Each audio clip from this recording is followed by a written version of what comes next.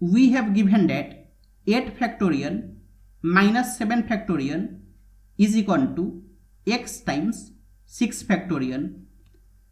Then we have to find the value of x. So we have 8 factorial minus 7 factorial is equal to x times 6 factorial, and n factorial is equal to n times n minus 1 factorial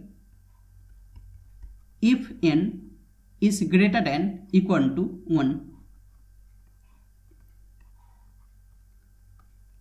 So 8 factorial will be 8 times 7 factorial minus 7 factorial is equal to x times 6 factorial, and we can take 7 factorial common, and it is 8 minus 1, that is equal to x times 6 factorial,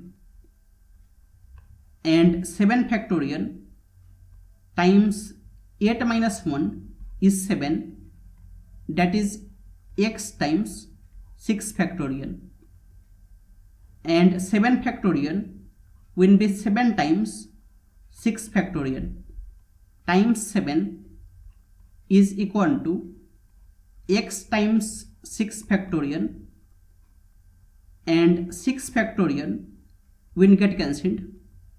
So 7 times 7 is equal to x. So x will be equal to 49.